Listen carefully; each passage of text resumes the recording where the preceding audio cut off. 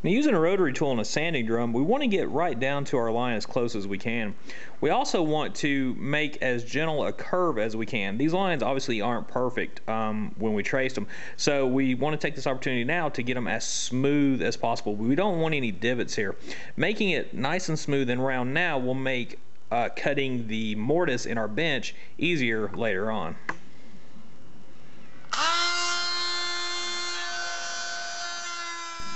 Now I've got my piece cut out and also sanded to a nice smooth curve. You may notice that I still have the original line back here on this section. That's no big deal. After the piece gets inlaid, that piece is ultimately going to get cut away anyway when we add the body, so it's no big deal. So what I did was put a piece of double stick tape on here, and after it's secured down, I'm going to use a little hobby knife here. Now this is a brand new number 11 blade.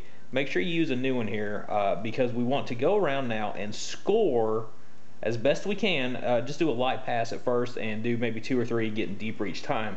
Score this outline, and then once we remove this, then we'll go back with a router actually and start hollowing out the cavity that goes in. Now this piece is not going to be this thick. We're only going to inlay it maybe 1/8 of an inch, 3/16 at the most. It's just easier to handle a larger piece like this. So ultimately it'll get thinned out anyway.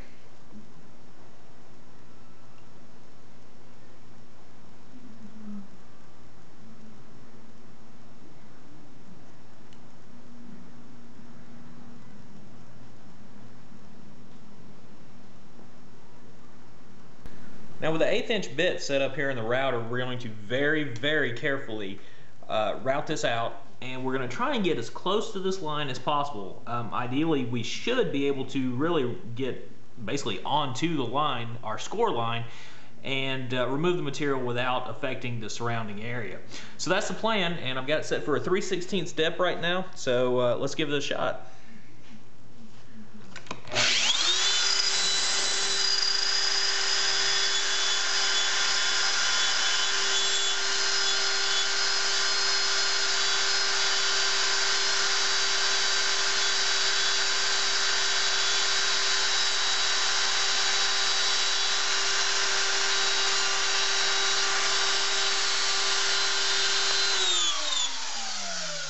So with the head and the tail now cut out, we're ready to move on to the next step. And that's to make it look more realistic and more three-dimensional.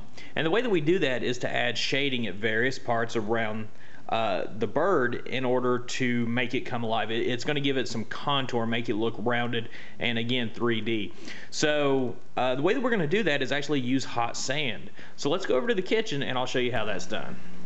Now what I have here is regular play sand that you can pick up anywhere, and I've got it just in a small pot here, and it's probably a 1/2 inch deep or so. I've got the stove set to a medium-high range, and I've just been gently stirring the sand every few minutes just to make sure that it's equally heated. So what I'm going to do is take each piece, and I'm just going to use a pair of long nose, needle nose pliers here. And it's pretty simple. You just kind of stick it in there where you want the shading to occur. Depending on how hot your sand is, this could take a few seconds or you know, maybe even a minute or so. And you can see it starts to scorch pretty quickly on this particular piece here. Okay, now in case you're wondering why we're using sand as opposed to, say, a wood burner, well, sand gives that perfect gradient. It's very dark on one side and it fades out to nothing. You just can't accomplish that with a wood burner. Also, if you were to use a wood burner, you get those score lines in it from where the wood has been burnt and the fibers of the wood have been crushed. With the sand, you don't get that. Now I've got my picture just off camera where you can't see it, but I'm using that as a guide, and I'm just going to work around it here until this piece looks pretty close to the picture.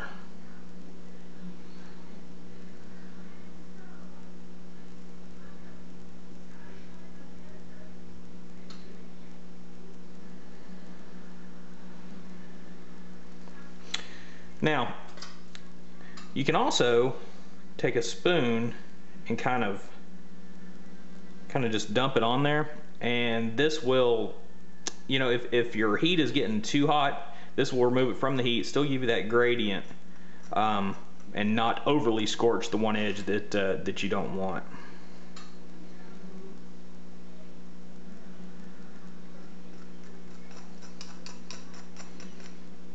As you can see, it's starting to take shape here.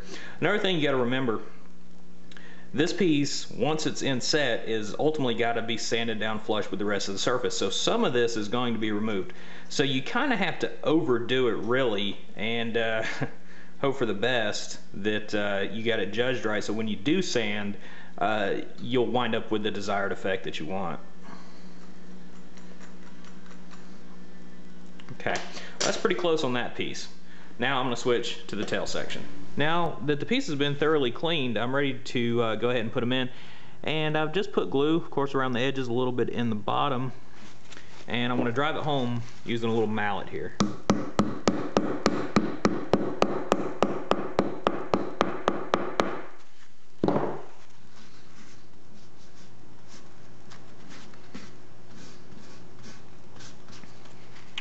Now, I think you can see already, even though these other pieces are missing, what a huge difference that's made. It already looks very three-dimensional. So we got to let these pieces set for a little bit, and we have to move on to the next piece that would overlap the pieces that we just put in. So looking at this other tail section right here, this piece will have to go in. And again, don't worry about these gaps here. We didn't worry about that side yet. There was no need to. So we're going to go ahead, let this sit for a few minutes, and in the meantime, I'm going to go ahead and start cutting out these other pieces, and we'll just keep repeating this process the whole way until we're finally done with it. Okay guys, so I just want to give you a quick little update here. As you can see, I've got a few more pieces inlaid. The newest piece, of course, right here is the poplar, and you can really see how much more dark and how much more shaded this piece is as opposed to the other pieces. As I inlay each piece, I go back and sand it and level the surface out, go back, retrace my outline, and just keep piecing it in. So by looking at this piece, you can really see what I meant earlier when I said that you almost have to overdo it. You really have to over scorch these pieces of wood so that when you do sand them out, you get this nice subtle effect here. So this piece, of course, hasn't been sanded yet. But what I really wanted to show you here was the beak. And I'm using just a little piece of wingy here to do that. So after setting it down and tracing the outline just like I did before, the problem is my 1/8 inch router bit is still too big to get in here. So really the only way that we can do this is to actually do it just with the knife itself. So after making some very light score lines tracing the piece, I went back and came on and just scored those lines deeper all the way around. Once that was done, I came in at an angle and started cutting out little V shapes here. And it's just a repetitive process. Now that this is gone, I'm going to come back in straight again, score down even further, and then come back in and make some more V cuts. Unfortunately, that's the only way I can really get into to this particular piece to do it. So again, just keep cutting it, working your way down, and test fitting the whole way. Well, I finally got the piece hollowed out here. Now, obviously doing this kind of a technique, you're not really going to wind up with a perfectly flat bottom. Of course, that's not ideal, but then again, what we're striving for anyway is a really good compression fit so that we, you know, have as few gaps as possible anyway. So even though the bottom is not perfectly flat, I did try and get it as smooth as possible. And after a lot of trial, error, resanding the beak itself as well, we've got a pretty good fit here. And of course I taper all my pieces so that they really wedge themselves in nice and tight. So at this stage we're ready to go ahead and glue in the beak, and then we'll start working on the wings.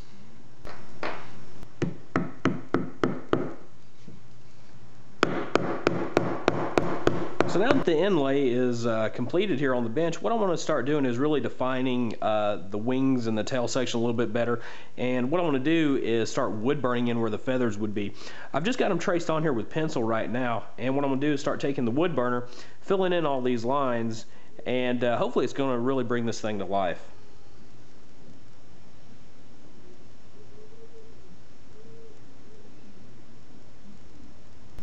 Well, I think we can finally check the inlay off our to-do list.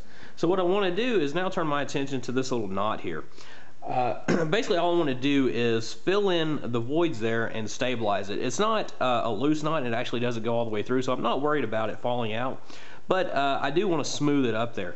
So what I'm going to do is use some 2-part epoxy to fill it in, but rather than leave it clear like this, what I did was I mixed up some acrylic paint here, just a little bit of brown, a little bit of white, and what I'm going to do is add a little bit, of course, to the epoxy and mix it up, fill it in, and it'll be a pretty close approximation, hopefully, to the surrounding area there.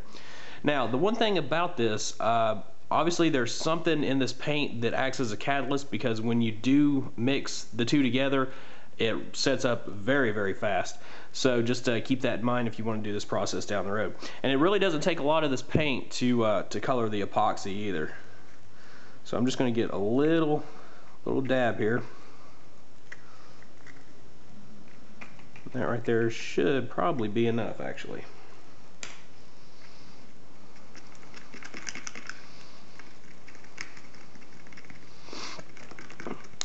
And it is a fairly thick consistency, so you're really going to have to kind of smear it in there to get it to fill in.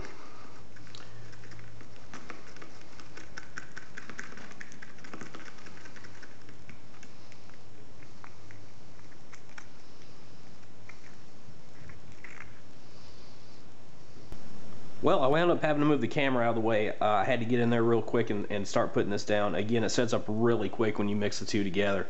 So I just smeared it in there really good using actually a little popsicle stick, and tried to press into the knot as best I could. Wiped off the excess around it, and I'm not going to touch the area over the knot. I don't want to risk pulling any of it back out. So we'll just go ahead and let that cure, probably overnight actually, and we'll come back tomorrow with a scraper, scrape it off, and then we'll be ready to start sanding down this whole bench.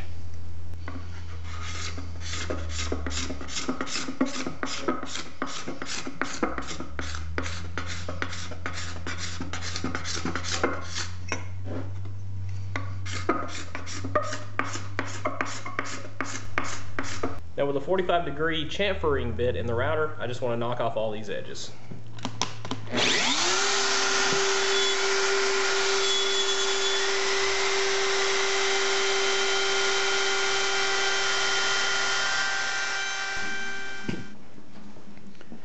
Now hopefully you guys can see this on the camera, but what I'm left with is a little bit of a ridge here that goes all the way around. And that's because the bearing that's on the chamfer bit is obviously meant to be the same as the narrowest width of the bit itself. So on a square object, it's going to make a chamfer and do just fine. However, with this bevel that we put into it a few steps ago, the bit has to be pushed further in. And you have a little bit of space between the bearing and the bit there that causes that ridge. It's no big deal, I'm just going to sand it off. But on the square portions, like the legs and the stretcher, it won't be a problem. And that's what we're going to do right now.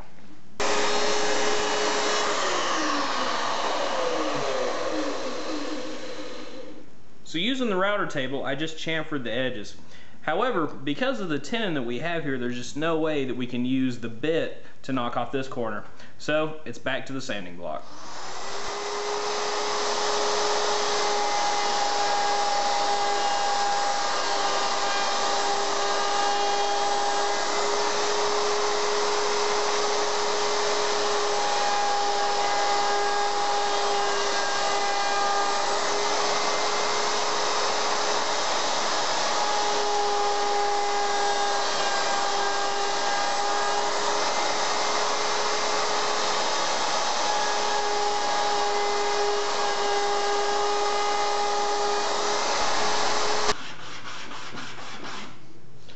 So it just made me a little jig here. I took a scrap piece of plywood and cut it at 45 degrees, double stick taped my sanding block to it, and that is going to ride along my tenon, giving me a nice 45-degree angle.